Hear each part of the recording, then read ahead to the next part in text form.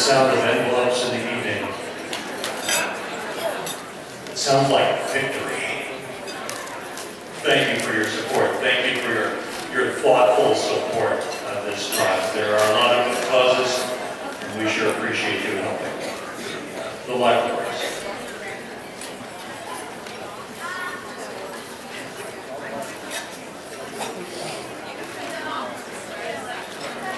More envelopes to fill. I do appreciate the bling that continues to flash. It's good. It's a very festive evening. You know, I'm trying to explain where you've been. They'll say, "Oh yeah, you've been at the library." Yeah, I got it. Look at those rings flash.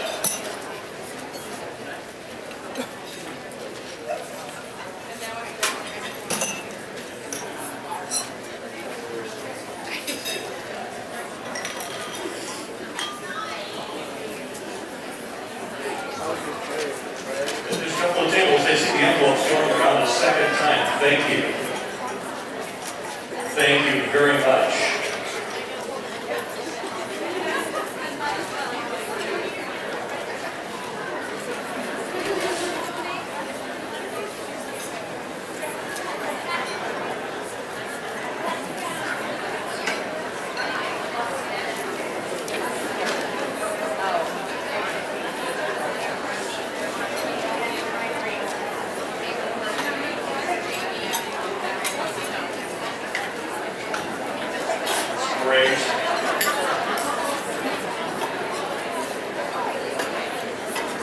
Remember, don't get high-centered over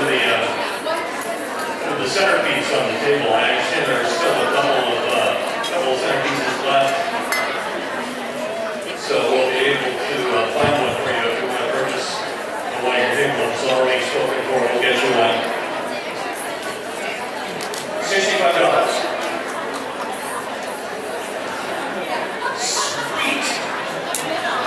Rowdy Table 7 busted theirs up into chunks and raised even more money.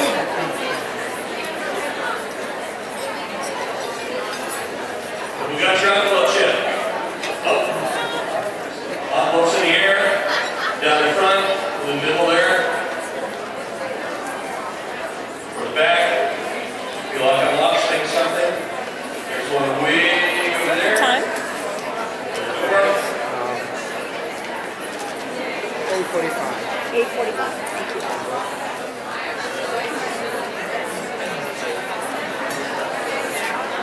Front down here in the front row.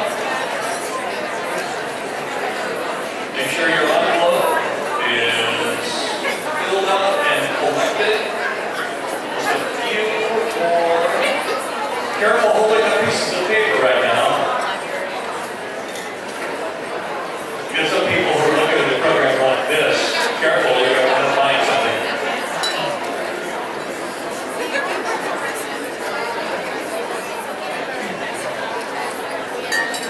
There in the middle. 2 tables in to the front.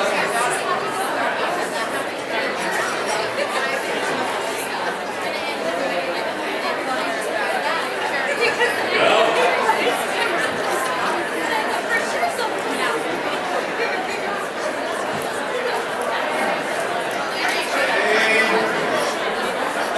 Thank goodness. And we got them all. Thank you. Thank you so much. So another round of applause. You deserve that. Thank you. And now, ladies and gentlemen, it is my sincere pleasure to introduce our keynote speaker for this evening. Diana Gabaldon is here with us tonight.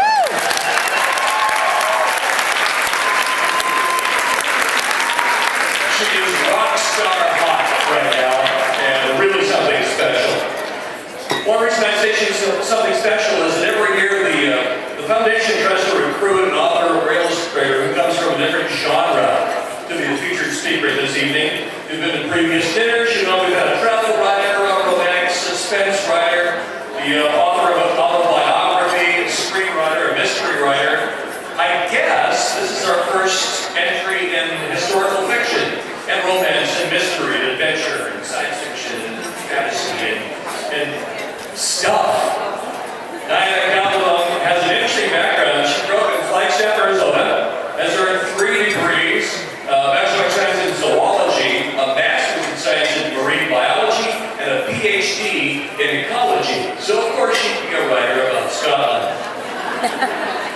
Since her first book was published, she's sold more than 26 million books in 38 languages in 32 countries. The television adaptation of the first book, Outlander, debuted in August. The series is a flagship blockbuster hit for the Starz Network, and it's must-see TV in my house. The first 8 episodes have won rave reviews and brought millions of new readers to her books. Here to share stories and adventures from her life, following Piper Gordon Conboy, who will play Lord Lovett's Lament as they approach the stage. Please welcome Diana Gabaldon.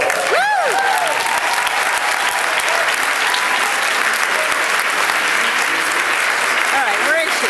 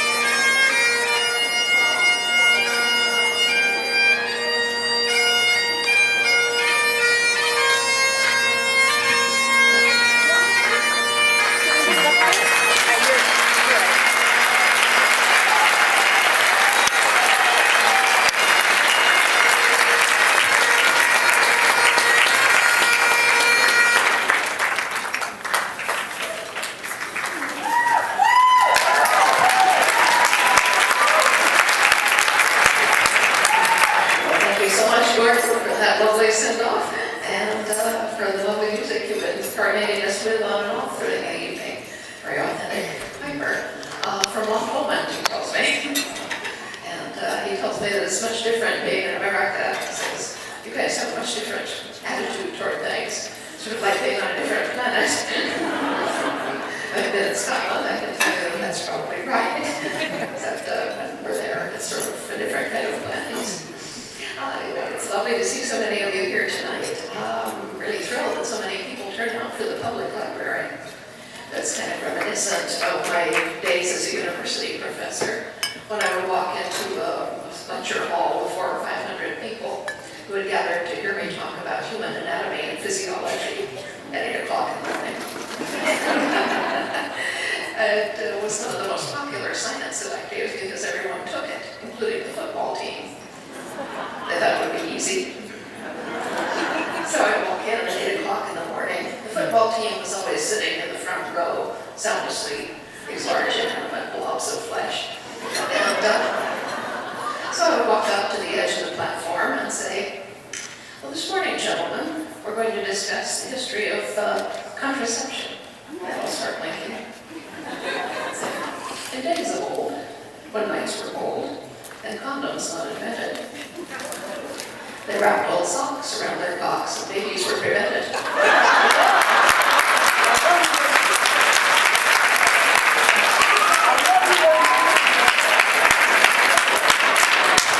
Oh, we're on football players too. Now, the first question I usually get after an introduction of this sort is, well, how did you get from being a university professor to being a novelist? I said, please, I wrote a book. That's all you have to do. They don't give you a license or anything. I mean, in some cases, I think they should, but they really don't. There's no qualifications at all. All you need is a sheet of paper or a laptop and the ability to put words on paper. And looking at some of the books you read, I think that's exactly what the person who wrote them thought was that's all you need. But there are many, many good books in the world, and I read many, many of them when I was young. And at about the age of 8, I realized that that's what I was meant to do, was to write books. This was about the age at which I realized that books were actually written by people. They didn't just spring out of the shelves like toilet paper at the grocery store. And so I said, okay, that's it. I meant to be a novelist. But I didn't know how. And I also came from a very conservative family background. My father would say to me frequently, "You're such a poor judge of character, you're bound to marry some bum," he'd say. So be sure you get a good education so you can support your children. So this was my goal at home. I thought perhaps I would not announce that I wanted to write books. And even at that tender age, I realized it was kind of a defeat profession, financially speaking. And so I went into science. I liked science. I was good at it. I enjoyed it. I liked teaching. I liked the research. I was a research professor for about 12 years at Arizona State University and at UCLA, the University of Pennsylvania. I had many interesting jobs in my time, from the one where I butchered seabirds for a living. That was the University of Pennsylvania. That was the worst job I ever had. I couldn't eat fried chicken for a year after that one. And the one at UCLA was a little better. I just tortured boxfish for a living in that one. Now, boxfish are these little square guys. You've probably seen them in aquariums. They're about 6 inches long, and the name is very descriptive. They have a very rigid outer skeleton. And consequently, their little fins stick out on the sides. They swim like that. And they have a little tail that swims like this, but they don't swim like regular fish. What they do is called a strachiform motion. Well, the funny thing about how boxfish swim is that if you take any other animal that consumes oxygen and you put it in a sealed chamber and you make it exercise, it uses up the oxygen. And the faster it exercises, the more oxygen it uses. Well, if you do this with a boxfish, the line of oxygen consumption versus speed does not go up at a 45-degree angle like it does for everything else. It goes up at a 45-degree angle here, and then it flattens out. They swim faster and faster, but they don't use any more oxygen. And the guy for whom I was working at UCLA wanted to know why that was. And so he employed me to take his place as principal investigator while I was on sabbatical. So it's my job to take high-speed motion pictures of boxfish swimming in a reflective aquarium. So I would drop a hapless boxfish in, seal the chamber, hook up my oxygen oximeter, and turn the engine on. And the boxfish would start swimming, and I would turn it off, and he'd swim faster. And after a while, I'd turn it back, and he would go forward backward. And so I turned the motor off hastily and screwed them out and take them back to their tank to recover. So anyway, it was not better than butchering seabirds, I'll tell you that. But then I was hired as a research professor at Arizona State. No, I was hired more or less by accident. My husband got a better job in Arizona, and I said, well, if I can find a job too, we'll go. Because I grew up there, I was home. So I went to interview, and basically they said, well, we have this job, and we don't actually have anything for you to do, but if we don't hire someone, they'll take the money away again, so you're hired. This is a good position to be in, actually. I said, so we'd like you to design your own research program while you're here. And while you're doing that, perhaps you could help Bob, the assistant director, with his data. Said Bob has 10 years worth of data in his back room in cardboard boxes. And they said, you have a computer background, by which they meant I had one class in Fortran programming. It was one more class than any of them had. And they said, so you could help Bob get his data into the computer. Now this was the early 1980s when they thought you could have unscrewed the top, poured the data in, and you got the inside. So that's what they hired me to do, essentially. So I spent the next 18 months of my life writing Fortran programs to calculate the contents of bird gizzards. That's what Bob did. He shot birds, and found out what they've been eating. Okay, so at the end of this, I said, well, there's maybe 5 other people in the entire world who are interested in bird gizzards. But it would save all of them 18 months worth of effort if they knew about these computer programs I generated. So why is there no way by which we can share this information?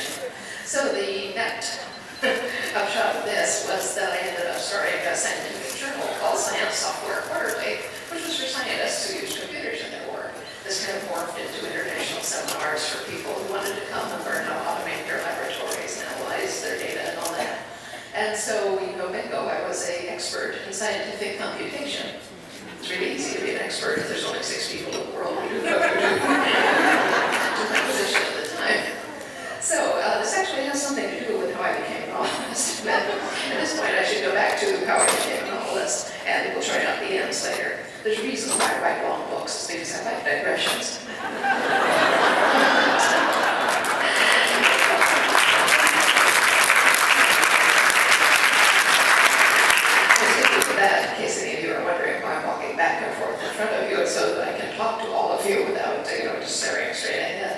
But the other reason is because I am a biologist by training, and I happen to know that human beings are riveted by motion. You're all looking at me. Nobody's fallen asleep since I walked in the room. Worked on football players too. But no, really, we evolved in such situations that we were either predators or prey. And both of those are sensitive to movement. If you see something skittering in the leaves, you want to look quick because it might be a lizard or a frog that you would catch and eat. If you hear something rustling in the breeze, you turn around quick because it might be a bear that's about to eat you. But either way, you look quickly whenever you see movement. Okay, we retain this even now. This is how reality television works. If it's moving, you'll look at it. It's like everything. Go in a sports bar, even if you're not interested in sports, before you know it, you're just standing there watching a football game. And at first this way too. You will remember that I just told you that because I told it to you while I was walking back and forth in front of you. This is called the pedagogical means of teaching, and this is what I believe it was Socrates used to do, possibly Aristotle. Not very good at humanities. But he would go out and walk with his students because he found that they learned better if they were walking around while he was teaching them. And in fact, when I was a grad student, I used to memorize all my taxonomic tables while walking in circles around my bedroom. And my father was very concerned about this. He said, well, what are you going to do when you take your test? I don't let you get up and walk around with it. That's right. I said, by that time I both learned it, don't worry. So anyway, as I said, I realized early on that I wanted to be a novelist. Well, I retained this impression, and that's what I was meant to be doing.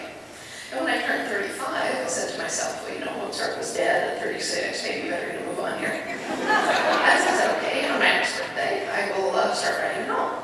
This is just to learn how. Because to this point, I had written all kinds of everything. Everything you need to write to get a PhD. Actually, I have two, but the second one is an honorary one, so we don't count that. And they don't make you write anything for it either. But I've written, scholarly articles and textbooks and computer documentation and tutorials and popular science articles and even Walt Disney comic books. Anything that anyone would pay me for. Because, well, I did not very well. I married a very nice man, whom I still have 42 years later.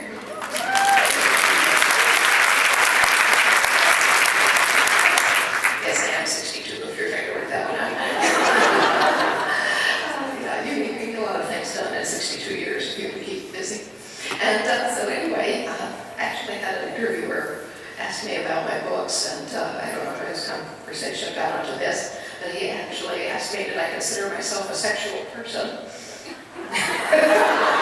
This is on videotape, mind you. And I said for a minute, and I said, well, A, I've been married for 42 years. B, there may be happy marriages that don't involve sex, but I'm not personally acquainted with any. So I think we must conclude that I'm pretty good at it.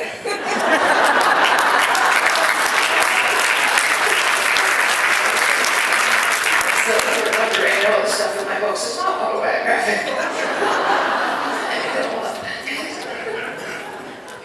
On the other hand, see, where was I? Oh, yes. Becoming a novelist. All right. Well, having made up my mind to become a novelist, I said, well, I've written all this other stuff, and no one has ever shown me how to write, scholarly articles or Disney comic books. I just looked at a few examples. I wrote one, and if it didn't look right, I poked it till it did. I said, okay, obviously, if I write a novel, I will recognize it. I've been reading them for 30-odd years. So I said, okay, I'm going to write a novel to learn how. Because I had never really written fiction, unless you count comic books, which I don't, because I consider novel about to be real. And so I said, I need to know, what does it take to write a big thing like a novel? I need to know what it takes in terms of daily commitment and mental discipline and organization and research and all these other interesting things. I said, the only way to learn that is obviously to write a novel. So I said, fine, I'm going to write a novel. I'm not telling anyone what I'm doing, because my husband would have tried to stop me, and I told him, not out of any objection to my writing a novel, but out of fear that I would die. Because at this point, as I said, he is not a bum, or wasn't, but he quit work 3 months after our first child was born in order to start his own business. And I do have to say that in terms of financial security, there's not that much to choose between an entrepreneur and a bum. So he actually did quite well in business after a while, but for a time there, I was the sole support of the family. And I was basically writing anything anyone would pay me This is where my expertise as a science computationist came into play, because what I did was to send a copy of my Science Software Quarterly and a copy of a comic book I'd written for Walt Disney's educational media entitled Nutrition Adventures with Orange Bird to all of the computer magazines I could think of. And accompanying this was a very brief query letter that said, "Dear sirs, as you can see from the enclosed, you won't find anyone who knows more about scientific and technical software than I do, and at the same time can write so as to appeal to a broad popular audience." That's got immediate results, and they started hiring me to do software reviews. And so at the time when I decided to write a novel, I was freelancing almost full-time for the Computer Press, working full-time as a university research professor, and we had 3 children under the age of 6. So my husband would have said, "No, don't do it now, wait till the kids are all in school, wait till my business is doing better, you can quit working for the Computer Press." And I knew if I didn't do it right then, I might never do it. So I didn't tell him. I didn't tell anyone else either. I said, it's not for publication, that's not the point here, the point is just to learn how. When I've written it, then I can decide, do I want to do this for real? And, then we'll get serious about it. Right now, the only thing I'm serious about is learning to write a novel. So fine. Next question was, what kind of book shall I write for practice? Because I read everything, and lots of it. That was the problem, and so I thought about it. I said, well, I read maybe more mysteries than anything else. Maybe I should write mysteries. And I said, no, mysteries have plots. I'm not sure I can do that. And I said, what would be the easiest possible thing for me to write? No point making it hard here. And so I thought a bit and said, well, for me, perhaps historical fiction would be the best thing to write. I was a university professor. I knew my way around a library. So it seems easier to look things up than to make them up. And if I turn out to have more imagination, I can steal things from the historical record, which actually works pretty well. And so I said, fine, historical novel. Where shall I set this? Because I've got no background in history, just the 6 hours of Western civilization they make you take as an undergraduate. And so, one thing I do as well as another, I have to look it all up anyway. So I was thinking, what was a convenient time and place, American Civil War, Italian Renaissance. Well, in this malleable frame of mind, I happened to see a really old Doctor Who rerun on public television. See, we have a number of Whovians in the audience. For those of you who are not laughing or giggling, Doctor Who is a really old, really long-running show produced in the UK. It's a fantasy show. And the doctor of the title is a Time Lord from the planet Gallifrey, who travels through space and time, having adventures. And along the way, he picks up companions from different periods of Earth's history. Well, this really old show, which has to have been done 50 years ago, it's literally been running for 60 years, he had picked up a young Scotsman from 1745. And this was a nice young man, 17, 18, who appeared in his kilt. I said, well, that's kind of fetching. I found myself still thinking about this the next day in church. And I said, well, you got to start somewhere, why not? Scotland, 18th century, fine. So that's where I began, knowing nothing about Scotland or the 18th century, having no plot, no outline, and no characters. Nothing but the rather vague images conjured up by the notion of a man in a kilt, which is, of course, very powerful and compelling images. Any of you who watch Word and come in can attest. At one point, I won a book award called the Cornina International Prize for Fiction, and was obliged to go to Germany to accept it, which was an adventure in itself. But while there, the publisher took advantage of my presence to have me interviewed by the entirety of the German press, everything from their equivalent of Vanity Fair down to tabloid newspapers. So it was like every half hour for an entire week talking to journalists. And toward the end of this rather grueling process, I was talking to a nice man from a literary journal. He said, I've read all of your work, it's just wonderful. He said, your characters are so three-dimensional, your imagery is just magic, and your narrative is, gripping. I said, right, go on. And instead, he stopped and said, there's just this one thing I wonder, could you explain to me what is the appeal of a man in a kilt? Well, it was a German thing. There's the saying, every man looks good in a kilt, no man looks good in lederhosen.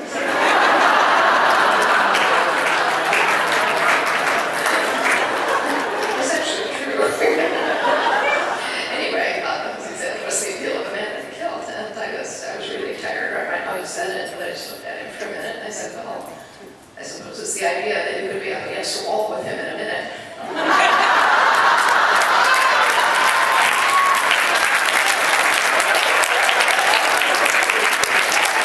Access ladies, but it's the men are all wondering where they can buy a filter. Anyway, that's where I began. So then, well, I immediately began writing, and I immediately began doing the research. Now, I know historical fiction writers who began doing research because they think I must know everything about this period before I start writing. And 10 years later, they're still researching because there's no end to it. I said, well, you know, we want this to be as accurate as possible, but the point really is not to learn everything about Scotland in the 18th century. The point is to learn how to write a novel. So I said, fine, we'll start writing immediately. I will also start doing research immediately. And if I write something and discover that it's wrong, I will just change it. You know, it's words on a page, nothing to be easier. So that's what I did, and was chumming along. Well, at this point, I must return briefly, digressing again, to my career with the computer press. As a result of this, one day I was sent a package of software from Byte magazine. They said, we want you to review this, and they had sent with it a trial membership to CompuServe. This was the mid-1980s. The internet, as we know it, did not exist. What we had were 3 information services, which those of you who are my age will remember, Genie, Delphi, and CompuServe. And these had special interest groups, or SIGs as they were called. And they said, well, this particular software company has a special interest group that is a support forum for their software. And they'd really like you to mention it in the review, because this is like hot new cutting edge technology. You could have online support, assuming that you could get in touch with them through your 300 baud modem. And so they said, we're sending you this trial membership to CompuServe so you can check it out. I said, fine. So I did. I wrote the review. Well, that only took an hour, and the trial membership was for 5. So I had 4 hours of free connect time left. Thank you. Very good. And, well, I am not Scottish, but I said, you know, it cost $30 an hour to be connected back then. I said, it's $120. Not wasting that. What else is in here? So I began poking around inside CompuServe, and I stumbled into a group called the Literary Forum. Now, these were people who liked books. There were a number of writers, both aspiring and published, but it wasn't really a writer's forum. It was just for people who liked books and writers and writing. And for someone with 2 full-time jobs and 3 small children, it was the ideal social life. So I immediately signed up and began hanging around at CompuServe. And as I went on, I'd been hanging around the Literary Forum for maybe a year when I had made up my mind finally to write a book. And I wasn't telling anyone, and I was certainly not telling the people I knew online, because I had seen a lot of people come through the forum talking about something they were going to write, and then they would never write a word. And you'd see people kind of rolling their eyes. I said, well, I'm not going to do that. I'm going to write the whole book, and then I'll think if I want to tell anyone about it or not. So that's what I did. I was just working along. Well, I was working late one night, which is how you work when you have 2 full-time jobs and 3 small children, and logging on to CompuServe to write for the Anonymity every half hour or so, and picking up messages. But I found that I was having a back-and-forth argument with a gentleman about what it feels like to be pregnant. I said, do I know what that's like? My wife's had 3 children. He laughed. I said, yeah, Buster, I've had 3 children. He said, well, can you tell me what it's like? This is the trick of writing fiction. You ask a question that the audience wants answered. And I said, yes, I can in fact tell you that. But it's rather complex. I don't know if I can squeeze it into a 30-line message slot, which is what we had. I said, but I tell you what, I've got this piece that I wrote a few months ago, in which a young woman explains to her brother in some detail what it's like to be pregnant. I said, I'll put that up and you can read it. So I put it in the library, and everyone who had been following the argument when I read this piece, they all came rushing back, and they said, well, it's great, what is it? I said, I don't know. And this, of course, the beginning, and I said, I haven't written that yet.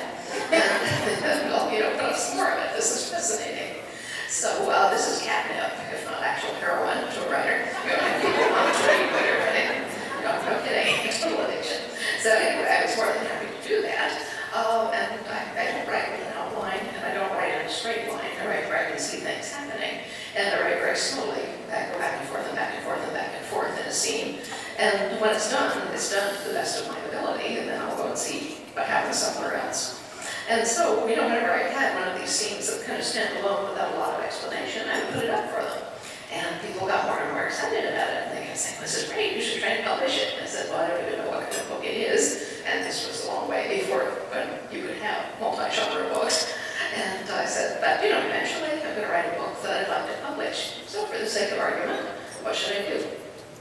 Well, I did know a number of professional writers by this time, and all of them were very friendly, very kind about sharing their information. All of them said, get a literary agent. Said an agent can do two things for you. An agent can get your manuscript read much more quickly than if you're sending it to a slush pile. And if it does sell, the agent can negotiate a much better contract for you than you could do by yourself. So that makes sense. How would I find an agent? And I said, well, different ways. I explained all the ways. And I said, or you could just talk to people who have agents. I said, that seems the easiest. I'll do that. So whenever I was talking to a friend on CompuServe who I knew was a published writer, I would ask him or her about who's her agent. And so one day I was talking to a friend named John Stiff, who writes science fiction mysteries, multi-genre, and I said, well, I'm asking everyone about agents, John, do you have one? He said, well, yeah, by coincidence, it's the same as so-and-so, his name is Perry Knowlton. Now, Mr. Knowlton was one of the agents that I kind of had my eye on, because several people on the forum had him as their agent. They all thought he walked on water, which is always a good recommendation. And also, I learned that he was not afraid of unorthodox books or very long books, both of which it struck me I had. So I thought he might be a good prospect, but I didn't know how to approach him because he didn't take unsolicited query letters.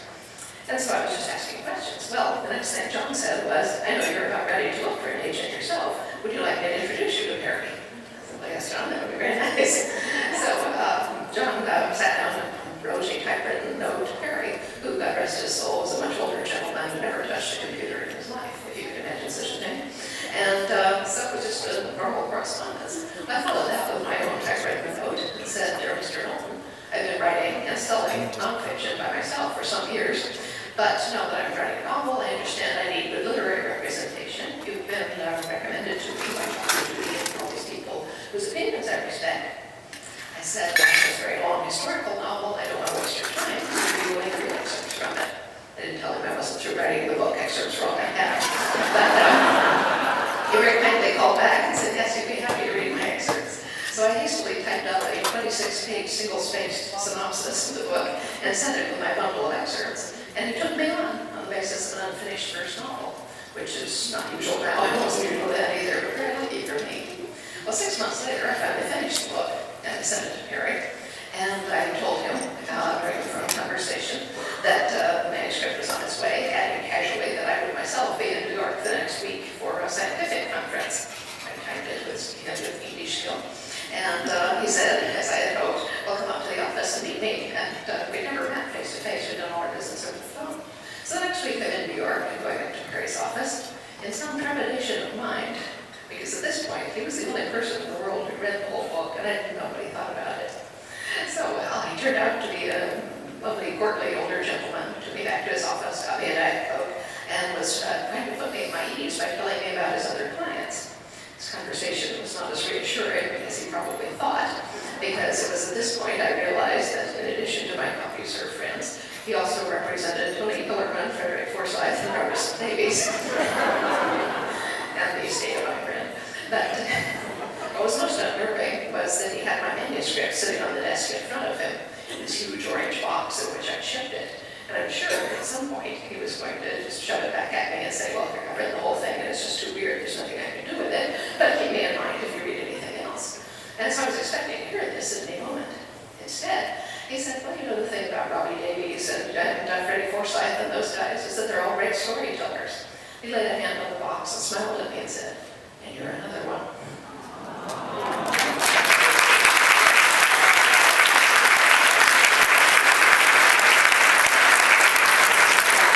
Thanks very much. Yeah, well, I was so gratified at this, I didn't care what he did with the book. I didn't gather enough wits to ask. And he said, well, I'm sending it out today to 5 editors who I think might like it. And he described them all to me. And I said, that's great. You know, how long do you think we might have to wait for an answer? Because I'd been reading Writer's Market, and here I go, 18 months, 2 years to get a reply from an editor. He said, well, I told them all I want an answer in 30 days. And thinking, well, you picked the right agent. So I went home to wait for 30 days. Well, 4 days later, got a call on my answering machine. This was back in the days of answering machines. And it said, this is Perry, I just called to update you about your manuscript. And I thought, well, at least one of the 5 has said, here, I'm not reading a 10-pound book to get back. And so I called expecting to hear this. Instead, he said, well, of the 5 I've sent it to, so far 3 of them have called back with offers to buy. So he was able to negotiate amongst them for the next 2 weeks. He merged with a 3-book contract, and Damon was a novelist.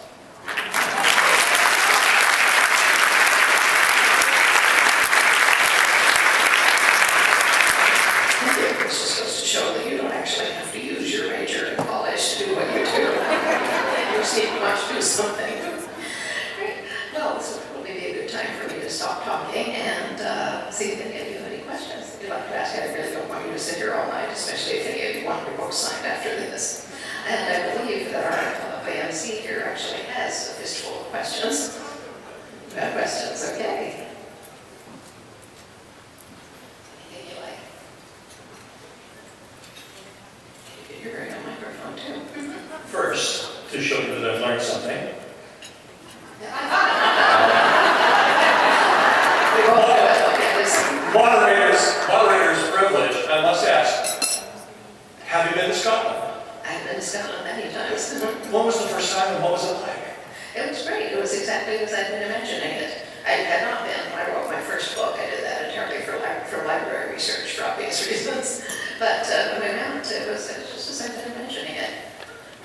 What was different about it? What did you learn? The only thing that you can't learn about a place from research is what it smells like. I guess people just don't put that in the tourist literature. So, and Scotland smells quite different than Arizona.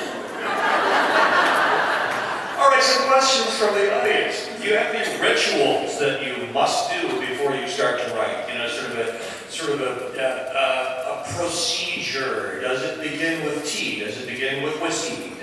How do you start the process? Well, I actually get bones for my dogs and a Diet Coke for myself and go upstairs and work late at night. Between midnight and 4:30 in the morning is my prime time. I do work during the day, but my prime time for writing is then. But no, for actual writing rituals, there's only one. I keep a big candle in my office all the time. And I go and light my candle and I start a little prayer. I say, let me see what I need to see. Let me do what I need to do. That's great. You are so insightful in regards to the relationships between men and women. What do you attribute that to? Being married for 42 years. It's also attributed to the fact that I actually like men. On behalf of men, I'd like to say thank you very much.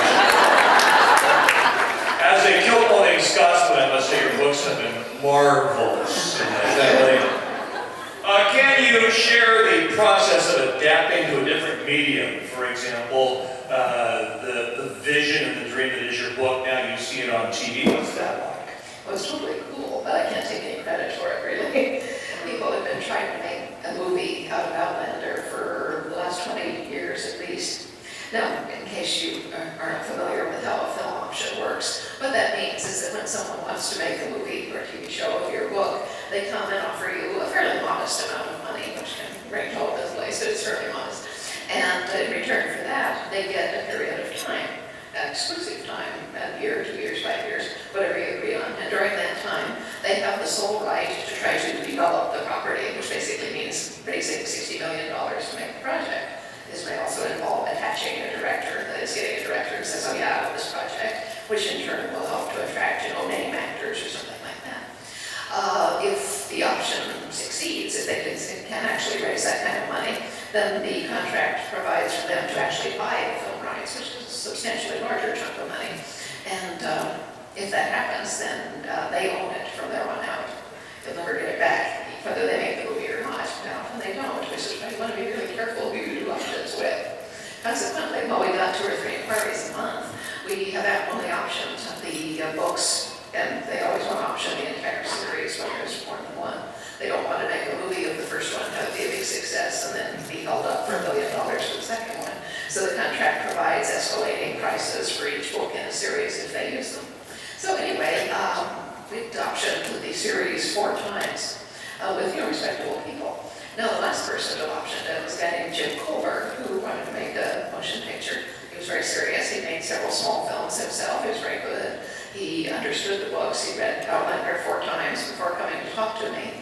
And in the midst of negotiations, he called up to tell me he thought he was channeling Murtaugh. And very serious good guy and so forth. Well, he tried and he tried and he tried. And he renewed his option 3 times. They have to pay you for a fresh option when they renew it. But they are allowed to renew it if your contract provides for that. Anyway, he kept trying to make a movie of it. And to this end, he hired several very reputable Hollywood screenwriters whose names you would instantly recognize writing discreet enough to speak them aloud. Well, as I told Ron Moore, who was the executive producer of the TV show, he gave me his pilot script before he went to pitch it. And I called him up and I said, this is the first thing I have ever read based as a film treatment on my work that did not make me turn white or burst into flame. And it is just flat impossible to write a 2-hour movie script that approaches anything like that book. It's a big book, it's complex, it's very, very tightly plotted. You can't pull pieces out without having the rest fall apart. And so anyway, none of this worked. I've read a lot of really horrible scripts based on my book. And so anyway, Joe was very stubborn, he wouldn't give up. Well, unbeknownst to me, Ron D. Moore had finished Battlestar Galactica and was looking for another passion project, as he put it. And he was having dinner with his wife and his production partner one night.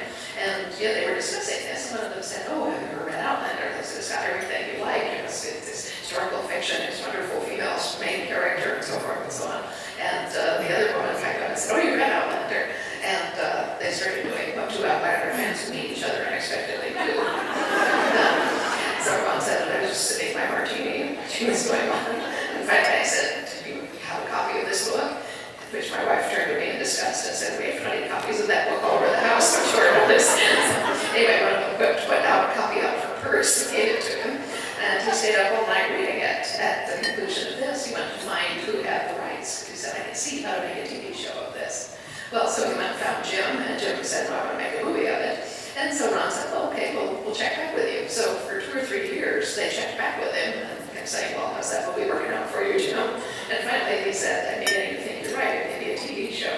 So at this point, things started happening, and it took another 2 years of really complex negotiations, ending in this weird 5-sided deal between Starz, which is the actual production company who was making the show, Sony, who actually owns the show and licenses the US rights to Starz, but Sony controls the international film rights, so it's up to them to decide who gets the licensing rights in different countries. So Sony Starz, Ron, who had a contract with Sony, Jim, who had a contract with me, and me.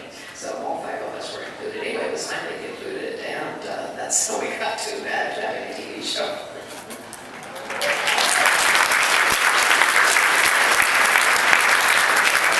Is there anything that you've written that you later wish you had, the place you had gone, but the characters wouldn't let you take it back?